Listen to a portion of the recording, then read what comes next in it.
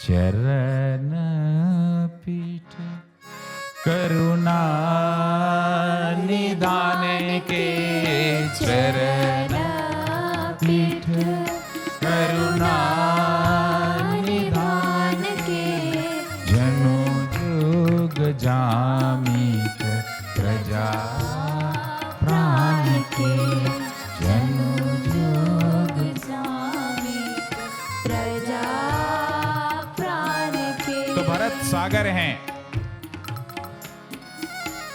और श्री राम उस भरत को मथ रहे हैं। क्या कर रहे हैं? मथ रहे हैं।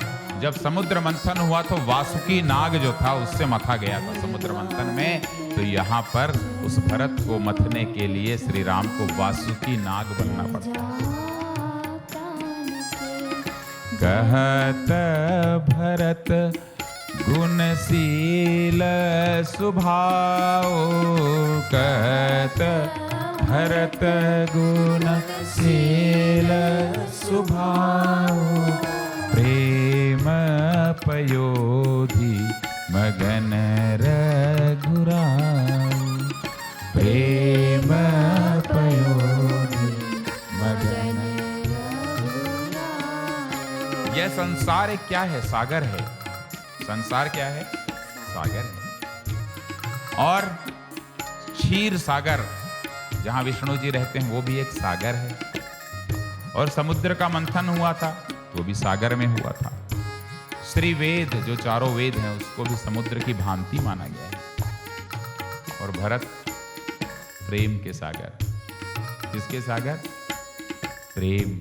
उस प्रेम के सागर को श्री राम धीरे धीरे धीरे धीरे मथ रहे थे।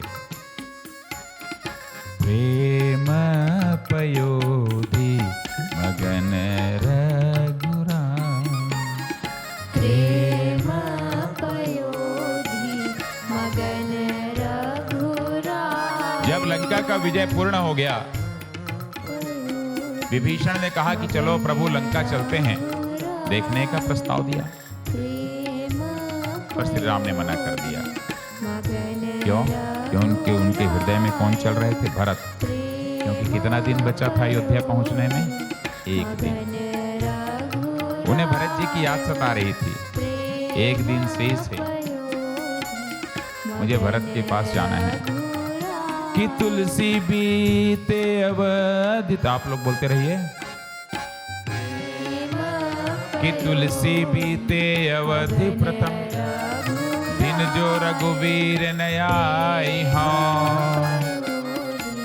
तो प्रभु चरण सरोज सपथ, जीवन परिजन ही न पाए। एक दिन बचा हुआ है और मेरे रघुवर यदि नहीं आए इस अवध में तो परिजनों के साथ में भरत को नहीं पाएंगे, हम तो अपनी जान दे देंगे। क्यों? क्योंकि वह चरण पादुका 14 वर्ष का अवलंब था। एक दिन भी यदि पार हो जाता तो सारे प्रजा के प्राण चले जाते, भरत के प्राण चले जाते। इसीलिए श्री राम ने कहा कि तोर को से गृह मोर सब, सत्य बचन सुनु भ्रात। भरत दशा सुमिरत मोहि, निमिष कलप समझात। कि तापस बेस शरीर कृश, जपत निरंतर मोहि। देखौं बेगी सो जतनु करो, सखानी हो रहूं। कि बचपन इतना भरत का संकोची था, मैं हार जाता था उसे जिताने के लिए। वो है मेरा भाई भरत। विवाह पश्चात ननिहाल चला गया। मेरी यात्रा तो आत्म मंथन की यात्रा है, और भरत की यात्रा समुद्र मंथन की यात्रा थी। राम अपनी आत्मा को मथनी बना रहे थे। अपने पूरे तन और मन से और हृदय से भरत को मथ रहे थे। वासुकी नाग बन करके भरत को मथ रहे थे। आखिरी दिन तक भरत को ज्ञात नहीं हुआ कि श्री राम कहां पहुंचे हैं, कब आ रहे हैं। क्योंकि आसपास के राज्यों से कोई खबर ही नहीं आ रही थी। यदि राम आ रहे हैं, पहले से ही दूत या गोपनीय जो दूत हैं वो सब आके बता देते कि राम यहाँ पहुंचे हैं, परंतु कोई खबर नहीं आ रही थी भरत को। तो भरत जी दुखी होते हैं और बोलते हैं कि रहे एक दिन अवधि अधारा, समुझत मन दुख भयउ अपारा, कि कारण कवन नाथ नहीं आयो। क्या कारण है कि राम नहीं आ रहे हैं? जानी कुटिल किधो मोहि बिसराओ, मुझे कुटिल समझ करके भुला तो नहीं दिए, कोई खबर नहीं मिल रहा है।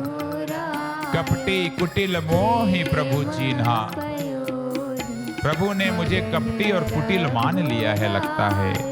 ताते नाथ संग नहीं लीन्हा, स्वयं में दोष जो देखता है वो भरत होता है। जो स्वयं का आत्मचिंतन करता है वह भरत होता है। जो स्वयं अपना आत्म मंथन करता है वह भरत होता है। अपनी बुराइयों को जो अंदर से मान लेता है वह भरत होता है। जो दूसरे पर उंगली नहीं उठाता है वह भरत होता है। भरत के हाल को देखने और जानने के लिए हनुमान जी को भेजते हैं राम कि भरत ही कुशल हमारी सुनाए हो, और समाचार ले तुम्हें चले आए हो। हनुमान जी एक दिन बचा रहता है, भरत के पास आते हैं। राम बिरह सागर में भरत मगन मन होत, विप्र रूप धरि पवन सुत, आई गयो जनपोत। एक जहाज के समान, पानी के जहाज के समान आते हैं। पानी के जहाज के समान ही क्यों पहुंचे हनुमान जी भरत के पास? हवाई जहाज की तरह क्यों नहीं पहुंचे? बैलगाड़ी की भांति क्यों नहीं पहुंचे? रथ की भांति क्यों नहीं पहुंचे? इसलिए वे नहीं पहुंचे क्योंकि जब समुद्र मंथन हो रहा है तो समुद्र में क्या चलता है? पानी का जहाज चलता है। ये रामचरितमानस है साहब, जितना सरल है उतना कठिन है। इसलिए हनुमान जी जो हैं जनुपोत, पानी में चलने वाले जहाज की भांति भरत के पास पहुंच रहे हैं, क्योंकि जो भरत हैं वो क्या हैं? समुद्र हैं, जिनका मंथन कौन कर रहा है? राम जी कर रहे हैं। और ये वो भरत हैं। ये कौन है? वो भरत हैं कि भरत का मंथन श्री राम कर रहे हैं, परंतु ये वो भरत हैं जो कि हनुमान जी का समुद्र मंथन कर दिए थे। किसका समुद्र मंथन? हनुमान जी का। भरत का समुद्र मंथन किसने किया? राम जी ने। और हनुमान जी का समुद्र मंथन किसने किया? भरत जी ने। कैसे बताओ? जब लेके निकले संजीवनी को द्रोणाचल से,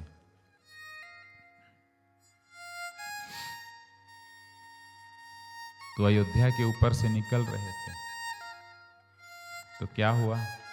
भरत जी ने सीक का एक बाण मारा था ना, और हनुमान जी नीचे आके गिर पड़े थे और पहाड़ ऊपर ही रह गया। पता नहीं कौन सी विधि से बाण मारे थे, सोचो।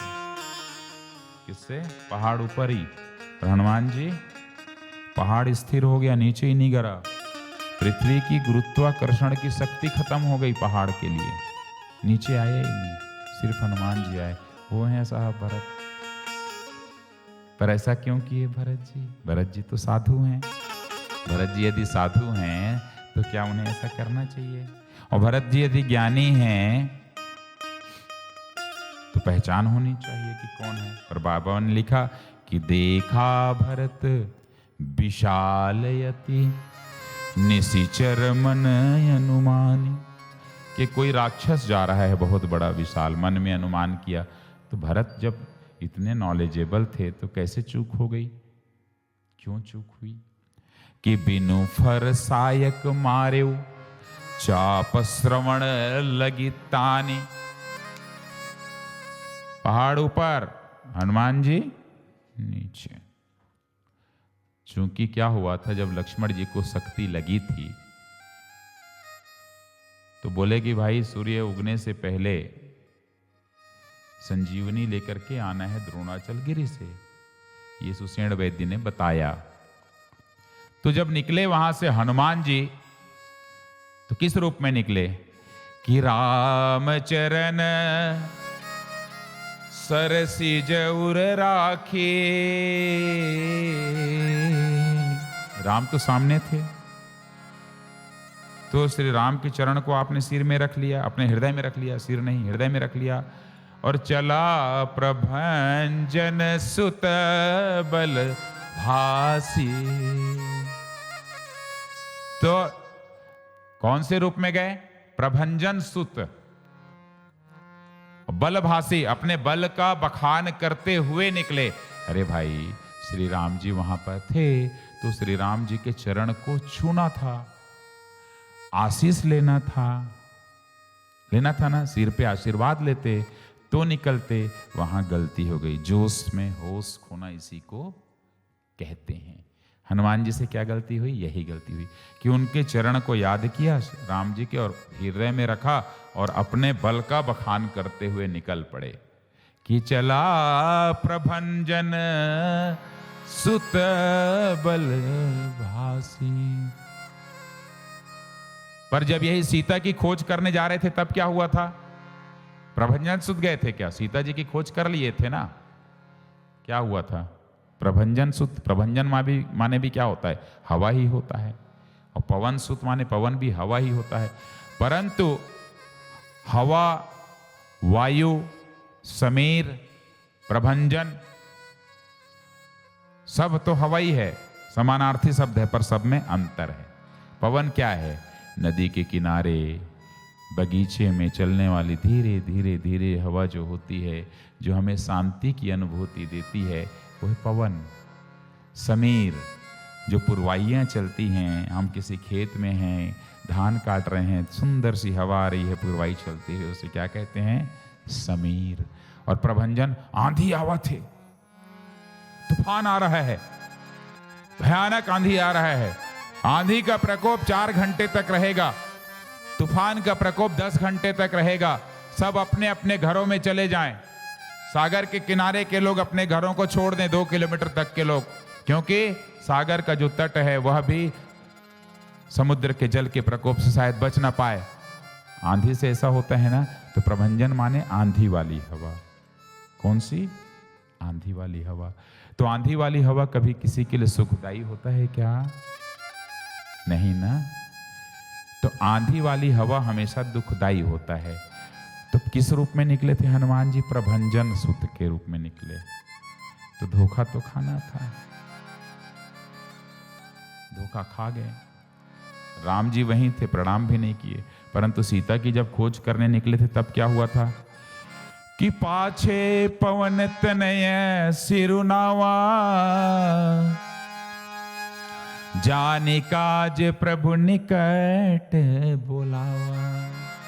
बुलाए थे और परसासीस, सिर पे हाथ रखे हैं, सरोरुह पानी और कर मुद्रिका दीन जन जाने। राम जी बोले, जरा सा तुम्हारे अंदर में अहंकार आ गया है, जरा तोड़ देते हैं। भगवान हनुमान जी को ना, हनुमान जी जो हैं वो सीधे सीधे नहीं पहुंच गए थे लंका, मुद्रिका लंका लेके गई थी। प्रभु मुद्रिका मेली मुख माही, प्रभु मुद्रिका मेली मुख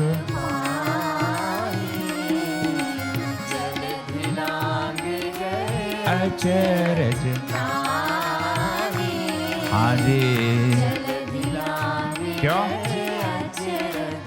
सागर को पार किया, क्यों आश्चर्य नहीं है? हनुमान जी जा रहे थे इसलिए आश्चर्य नहीं है क्या?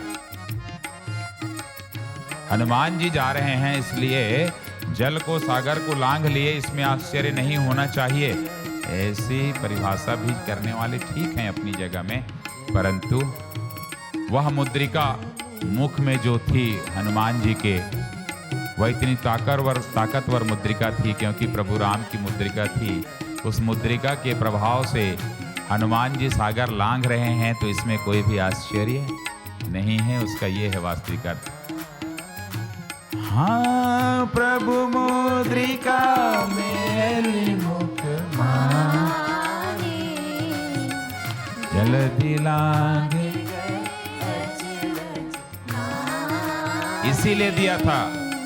परसासी से सरोरुह पानी, परसासी से सरोरुह पाने, कर मुद्रिका दीनी जन जानी, कर मुद्रिका। जन जाने। अब जब जा रहे थे हनुमान जी, तो किसके बेटे बन के गए? जात पवन सुत देवन देखा, जात पवन सुत देवन। पवन के बेटे बन के जा रहे हैं ना, क्योंकि पवन शांति प्रदान करने वाला होता है। जाने कहूँ बल बुद्धि विशेषा, जाने कहूँ बल बुद्धि विशेषा। न ठंड लगी न गर्मी लगी, न भूख लगी न प्यास लगा, और सीधे मिले हैं सीता जी से। जब तक के इस पूरे के पूरे कहानी में, कथा में कहीं भी उनको थकान तक नहीं लगी। क्यों? क्योंकि श्री राम का आशीष था, मुद्रिका उनके पास थी। सीता जी से मिलने के बाद, विश्वास दिलाने के बाद बोले कि मुझे फल खाने का मन हो रहा है। तब तक भूख नहीं लगी थी। पर यहाँ हनुमान जी से ज्यादा तेज कालनेमी निकल गया। पहले ही जाके एक आश्रम फर्जी बना लिया था। सोचो, यदि प्रभंजन थे, आंधियों के समान तेज हवा चला रहे हैं, तो उससे ज्यादा स्पीड तो नहीं होना था कालनेमी का, है ना? पर वो पहले पहुंच गया, और देख करके इनको प्यास लग गई बीच में ही। मारुत सुत देखा शुभ आश्रम, मारुत सुत देखा शुभ आश्रम। सुने बोझी जल पियो जाई श्रम, सुने बोझी जल पियो जाई श्रम। मेरा जो थकान है वो मिट जाएगा जल पीने के बाद। चले गए कालनेमी के पास। क्यों? श्री राम की पूरी कृपा नहीं थी, और अभिमान से गए, अपने बल का बखान करते हुए गए। आंधी के समान निकले। राम बोले जाओ। इस बार छोटे बच्चे पहले थे, जब सीता जी का पता लगाए। अब तुम्हारे अंदर भी लगता है कि मैं अब काम करने में सक्षम हो गया हूँ, बड़े बेटे बन गए हो, अब तुम बड़े हो गए हो, वयस्क हो गए हो, तो जरा ठीक है, अपने माता पिता के बाद, अपने माता पिता से बिना पूरे आशीर्वाद लिए जरा काम करो, देखो कहाँ पहुँचते हो। अब वहाँ कालनेमी को मारे, और कालनेमी को मारने के बाद द्रोणाचल पर्वत पहुँचे। बोले कहाँ है औषधि संजीवनी? पहचानने के लिए सक्षम नहीं हुए। एक तरफ जब हम कहते हैं जय हनुमान ज्ञान गुण सागर, जय हनुमान ज्ञान गुण सागर, जय कपीस लोक उजागर, जय कपीश। लोक उजागर। तो क्यों गलती हो गई भाई? इतने ज्ञानी थे तो गलती है। आप ज्ञानी हो ना? जय हनुमान ज्ञान गुण सागर, जय। पर कैसे ज्ञानी हो कि आप संजीवनी नहीं बता पा रहे हो कि द्रोणाचल पर्वत में कौन सी संजीवनी है? तो गड़बड़ हो गया। देखा सैलन औषध चीन्हा, देखा सैलन औषध। औषधि नहीं चीन पाए पहाड़ में। सहसा कपि उपारी गिरि लीन्हा, सहसा कपि उपारी गिरी। पहाड़ को ही लेके निकल पड़े और रास्ता भूल गए। अरे जिस रास्ते से गए थे उसमें तो अयोध्या नहीं पड़ा था। ये हैं श्री राम। बोले जाओ, तुम्हारा समुद्र मंथन कौन करेंगे? भरत जी करने वाले हैं। भरत जी ने मारा बाण कि देखा भरत विशाल यति निश्चर मन अनुमानी। मार दिया बाण, बिनु फरसायक मारे चाप श्रवण लगी थान। मूर्छित होके गिर पड़े हनुमान। और जब मूर्छित हुए तो बोले राम राम राम। भरत जी बोले अरे ये तो राम का भक्त है। पहुंचते हैं, देखते हैं मूर्छित। भरत क्या बोलते हैं, देखिए भरत कौन है। जाओ मोरे मन बचय रुकाया, जाओ मोरे मन बचय रुकाया। मन क्रम और वचन से, शरीर से मेरे अंदर में यदि श्री राम की प्रीति है, श्री राम के प्रति अनुराग है, प्रीति राम पद कमल अमाया, प्रीति राम पद कमल अमाया। तो यदि थोड़ा भी राम के प्रति प्रेम है मेरे हृदय में, मन वचन कर्म शरीर से, तो मैं मांगता हूं क्या? तो कपि हो विगत श्रम सूला, तो कपि हो विगत श्रम सूला। जाओ मो पर रघुपति अनुकूला, जाओ मो पर रघुपति अनुकूला। खड़े हो जाते हैं हनुमान जी। बोले ये कौन सी विधि है? लक्ष्मण जी को जगाने के लिए मैं संजीवनी लेने इतनी दूर आया और मैं मूर्छित हुआ तो भरत बोले यदि मेरे अंदर में राम के प्रति थोड़ा भी प्रेम है तो जाग जा। तो गलती शायद मेरी ही है, मेरे अंदर में शायद राम, हनुमान के अंदर में राम के प्रति इतना प्रेम नहीं है। नहीं तो मैं भी बोलता कि मेरे अंदर रामचरण के प्रति इतना प्रेम है तो हे लक्ष्मण तू जाग जा। मतलब मेरे अंदर में वो प्रेम नहीं आ पाया है जो प्रेम भरत के अंदर में है राम के लिए। आंख खुलती है उनकी। ये कर रहे हैं समुद्र मंथन। कौन? भरत जी। किसका? हनुमान जी का।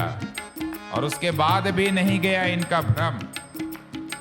तो भरत जी फिर बोले सवेरे तक पहुंचना है। बोले हाँ। चढ़ू मम सायक सैल समेता, चढ़ू मम सायक सैल समेता। मेरे बाण में बैठ जाओ पहाड़ के साथ तुम, और सीधे बाण वहीं ले जाके तुमको ले जाएगा और रखेगा, उतारेगा जहां श्री राम है।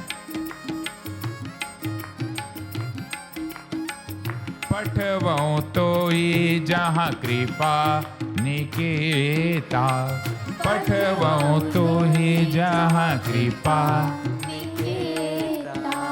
अब क्या हुआ?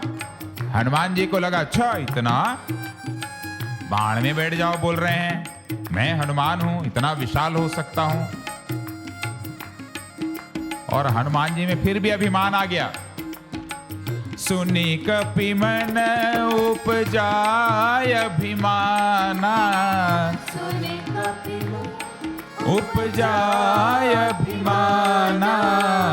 मोरे भार चलहि किमि बाना, मोरे भार चलहि किमि बाना। अरे मेरे भार से ये बाण कैसे चलेगा? कई ग्रंथों में तुलसीदास जी ने लिखा भी है कि हनुमान जी बैठे और जैसे ही ऐसा खींचा है भरत जी ने, तो हनुमान जी डर के मारे नीचे उतर गए। अरे बाप रे कितनी ताकत है इसके अंदर में, भरत जी के अंदर में।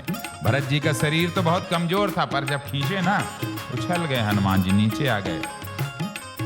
फिर बोले इतना प्रभाव है। राम प्रभाव विचारी बहोरी, राम प्रभाव विचार, बंदी चरण कह कपि कर जोरी, बंदी चरण कह कपि। हाथ जोड़ दिया साहब। हनुमान जी ने क्या किया? हाथ जोड़ दिया भरत जी के पास। और फिर उस जगत से फिर कैसे निकलते हैं हनुमान? हनुमान जी फिर वहां से प्रभंजन सुत के रूप में नहीं निकले। कौन से सुत के रूप में निकले? पवन सुत में परिवर्तित होते हैं। कि तव प्रताप उर राखी प्रभु, जय हो नाथ तुरंत, अस कहि आय सुपाय पद, बंदी चले ओ हनुमंत। कि भरत बाहुबल शील गुण, प्रभुपत प्रीति अपार, मन महु जात सराहत, अरे पुनि पुनि पवन कुमार। पुनि पुनि पवन कुमार हो रामा, पुनि पुनि पवन कुमार।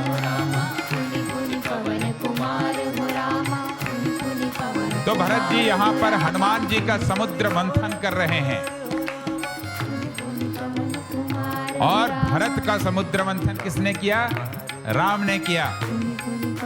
और जब चरण पादिका को लेकर के अयोध्या जब आए भरत, तो गुरु से बोले कहाँ रखें?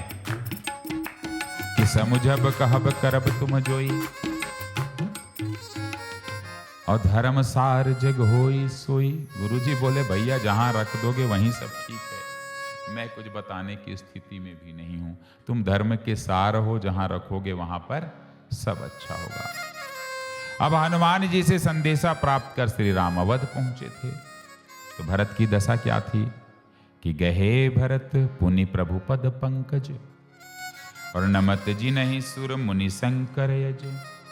कि परे भूमि नहीं उठत उठावत, खड़े हुए हैं दंडवत होकर के, उठाने की कोशिश कर रहे हैं राम, उठ नहीं रहे हैं भरत।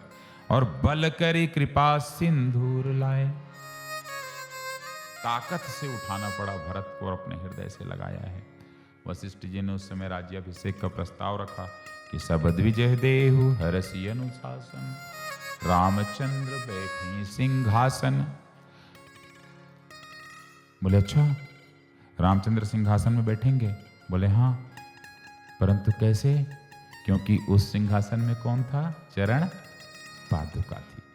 तो राम बोले कि नहीं, मैं कैसे इसमें बैठूंगा, इसमें तो चरण पादुका है। बहुतों को पता ही नहीं था तब तक कि चरण पादुका सीताराम जी का अवतार है। राम जी ने मना कर दिया उस सिंहासन में बैठने के लिए। बोले इसमें तो पादुका ही विराजेंगी, ये तो भरत जी जानते हैं और मैं किए है क्या। अरे इस अयोध्या में यदि 14 वर्षों तक किसी की मृत्यु तक नहीं हुई तो उसकी वजह है सीताराम यहाँ हैं। और यदि वह अवतार है तो फिर कैसे उस पादुका का विसर्जन होगा? ईश्वर का विसर्जन हो सकता है क्या? नहीं, नहीं हुआ। इसलिए तो यह पादुका भावों से जुड़ी थी, भरत के हृदय से जुड़ी थी। वे सीता राम स्वयं उसमें विराजमान थे। राम जी ने कहा अरे इसमें कैसे बैठूंगा, तो बहुत दिक्कत हो जाएगी। तब वशिष्ठ जी ने एक नया सिंहासन मंगवाया है कि प्रभु बिलो की मुनि मन अनुरागा, और तुरंत दिव्य सिंहासन मांगा। दूसरा सिंहासन आया है, चरण पादुका श्री राम के दशरथ जी जिस सिंहासन में बैठते थे उसी सिंहासन में हजारों वर्ष तक के विराजमान रही। तो राज्यारोहण सिंहासन में जब हुआ तो भरत जी पीछे छत्र पकड़ करके खड़े रहे। तो भरत राम के परछाई हैं बोला गया, तो परछाई पीछे की ओर अधिकांश होती है। तो राम के परछाई के रूप में भरत जो है छत्र को पकड़ करके खड़े थे। अब क्या हुआ था? वशिष्ठ जी ने श्री राम वनवास की 6 विशेषताएं बताई थी। किसको? भरत जी को। क्या बताई थी? कि सुनहु भरत भावी प्रबल, बिलखी कह्यो मुनिना, हानि लाभ। बहुत ध्यान से सुनिए, जीवन में ये हमेशा आपको दुख के समय काम तो आएगी ये पंक्ति। सुख के समय तो हम लोग सभी आनंदित रहते हैं, दुख के समय बहुत महत्वपूर्ण पंक्ति है ये। कि सुनहु भरत भावी प्रबल, भाग्य ही प्रबल होता है। कि बिलखी कह्यो मुनिनाथ, वशिष्ठ जी बोल रहे हैं रोते हुए, क्या? कि हानि लाभ जीवन मरण यस अपयस विधि हाथ, यस अपयस विधि हाथ। ये कोई निर्धारित नहीं कर सकता कब मुझे हानि हो जाए, कब मुझे लाभ हो जाए, कब कोई किसी को जीवन मिल जाए, कब किसी को मृत्यु हो जाए, कब किसी को यश हो जाए, कब किसी को अपयश हो जाए। ये सब ईश्वर द्वारा, ब्रह्मा जी द्वारा निर्धारित है। इसीलिए इसको हमारे गुरुदेव भगवान कहते हैं कि हानि निशाचर वंश की। इस पूरे के पूरे प्रकरण में जो राम का वनवास हुआ, तो हानि किसका हुआ? निशाचर वंश की हुआ। कि हानि निशाचर वंश की, और लाभ विभीषण राज। हुआ ना विभीषण को लाभ। और जीवन भो मुनि मखन को, मुनियों का जीवन तर गया।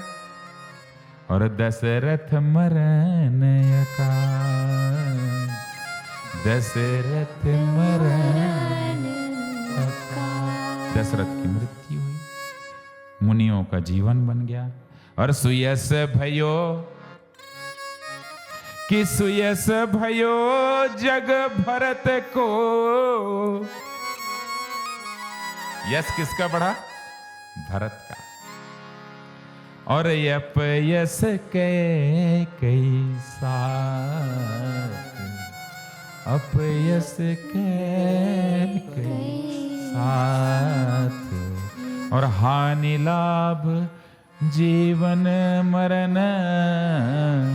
जस अप जस विधि हाथ, जस अप जस विधि।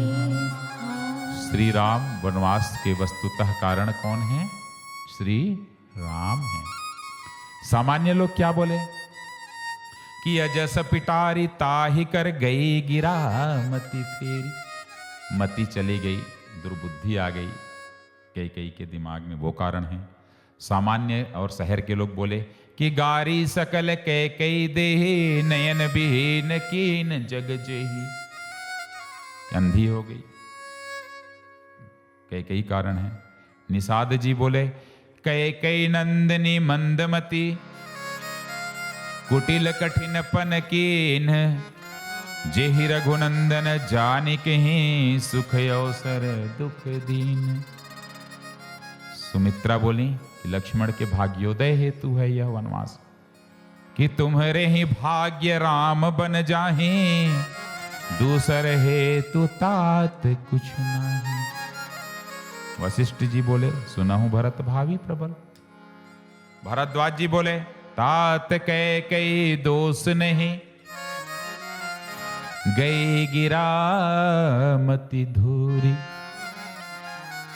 तो श्री राम के वनवास के कारण श्री राम स्वयं हैं। यह इच्छा स्वयं श्री राम की थी, और भरत के माध्यम से प्रेम के अमृत को उस सागर से बाहर निकालना किसका काम था? श्री राम का काम था। सागर में कितना अमृत है यह भी सागर को नहीं मालूम था, जिसे श्री राम ने मथा और उसमें से भरत रूपी अमृत बाहर आया। ये सब श्री राम कर सके। तो श्री राम का पिता खोना, भरत का व्यक्तित्व, कई के समक्ष भरत का विचार आना, कौशल्या की समक्ष भरत का विचार उद्गार प्रकट करना, भरत का कारुणिक विचार प्रकट करना, निषाद के समक्ष भरत की दशा देखना, प्रयागराज तीर्थराज के समक्ष भरत से जो वार्तालाप हुई है वो सारी चीजें हैं। और ये सब कोई आसान काम नहीं था, यही है समुद्र मंथन। तो भरत रूपी प्रेम को कहाँ रखा जावे, बड़ा प्रश्न था। तो चित्रकूट पहुंचे, सारा प्रेम श्री राम ने भरत के ऊपर में क्या किया, उड़ेल दिया। हरसी निरखी राम पद अंका, मानहु पारस पायौ रंका। तो इस प्रकार भरत की महिमा जो है बढ़ती चली गई। कब, जब चरण पादुका उन्हें मिली और उसको लेकर के भरत जी जो हैं वो रवाना हुए हैं। आगे जा कर के राष्ट्राध्यक्ष जो हैं वो पादुका ही पूरा काम करती रही। समस्त प्रकार के गुणों से वह पादुका ऊपर थी। अयोध्या की परिस्थितियों से अप्रभावित थी। भरत के ऐश्वर्य से सारे लोग अप्रभावित थे। बाईं पादुका क्या है और दाईं पादुका क्या है, कभी सोचा हमने? बाईं पादुका जो सीता जी की है, दाईं पादुका राम की है। बाईं पादुका यदि माधुर्य है तो दाईं पादुका ऐश्वर्य है। एक पादुका भक्ति है तो दूसरी पादुका ज्ञान है। एक पादुका माया है तो दूसरी पादुका ब्रह्म है। एक पादुका निर्गुण मान लो तो दूसरी पादुका को सगुण मान लो। एक पादुका जीव है, एक पादुका ब्रह्म है। एक पादुका शांति है, दूसरी पादुका क्रांति है। एक पादुका लोक कल्याण है, दूसरी भरत की कल्याण है। एक पादुका में राम है, एक पादुका में सीता का नाम है। एक पादुका लक्ष्मण है, एक पादुका भरत है। एक पादुका रकार है, एक पादुका मकार है। एक पादुका शत्रुघ्न का कर्म है, एक पादुका भरत का प्रेम है। एक पादुका सीता जी का मंत्र है, दूसरी पादुका राम जी का मंत्र है। एक पादुका वैराग्य है, एक पादुका ज्ञान है। प्रेम यमीय मंदर विरह भरत पयोधि गंभीर। मथि प्रगट्यो सुर साधु हित। मथ दिया गया, बोल दिया गया। कृपा सिंधु रघुबीर, कृपा सिंधु कि प्रेम यमीय मंदर विरह भरत पयोधि गंभीर। मथि प्रगट्यो सुर साधु हित। कृपा सिंधु रघुबीर। चरण पादुका में भक्ति समा गई, शक्ति समा गई। इसको जो जानेगा वही जान सकेगा, दूसरा जान नहीं सकता। क्यों? कि जाने बिनु न होई परतीति। जाने बिनु न होई परतीति। बिनु परतीति होई नहीं प्रीति। बिन परतीति होई नहीं प्रीति। बिना नहीं भगति दृढ़ाई। प्रीति बिना नहीं प्रगति दृढ़ाई। जिमि खगपति जल के चिकनाई। जिमि खगपति जल। देखिए, भक्ति के साथ में सारी चीजें होती हैं, सारी पूजा होती है, अर्चना होती है, वंदना होती है। इसलिए यह पादुका बड़ी ही महत्वपूर्ण है, बहुत ही अद्भुत है। इसकी कोई भी तोड़ नहीं है। इसलिए आइए एक भजन करते हैं और आज की कथा को यहीं पर विराम देंगे। कल फिर हम भरत जो चरण पादुका लेकर के गए थे उसके बारे में आपसे चर्चा करेंगे। भरत भाई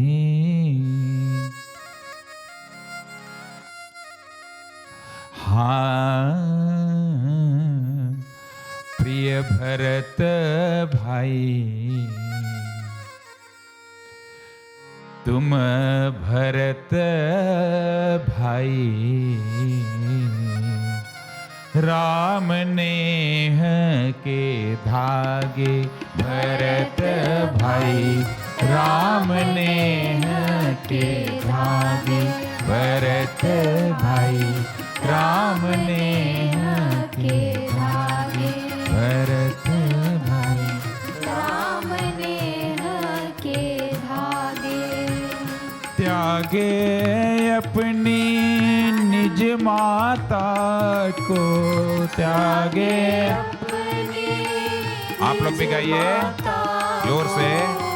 त्यागे अपनी निज माता को, त्यागे अपने निज माता को, अवध राज को त्यागे भरत भाई राम नेह के धागे, भरत भाई राम नेह के धागे, भरत भाई राम नेह के धागे।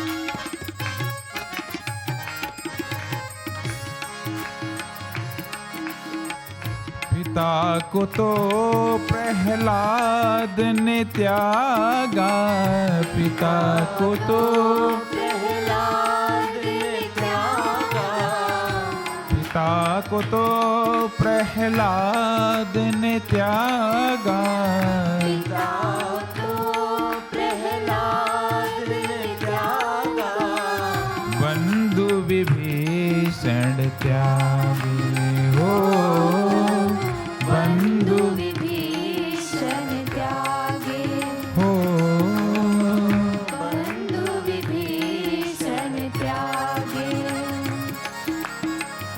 गुरु को देखो बलि ने त्यागा, गुरु को देखो बलि ने त्यागा, गोपी कंत को त्यागे हो, गोपी कंत को त्यागे हो, गोपी कंद को त्यागे। निज माता का मान है ऊंचा, निज माता का मान है ऊंचा, निज माता का मान है ऊंचा, निज माता का मान है ऊंचा, माता को तुम त्यागे भरत भाई राम नेह के धागे, भरत भाई राम नेह के धागे, भरत भाई राम नेह के धागे।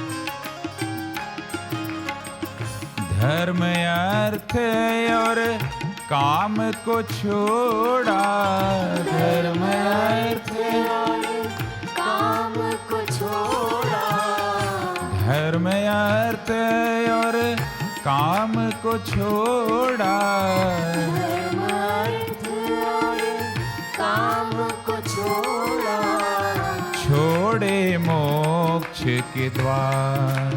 हो छोड़े मोक्ष के द्वार, हो छोड़े मोक्ष के द्वार। राम चरण में प्रीत तुम्हारी, राम चरण में प्रीत तुम्हारी, राम चरण में प्रीत तुम्हारी, राम चरण में प्रीत तुम्हारी, राम चरण रति न्यारे भरत भाई, राम नेह के धागे भरत भाई, राम ने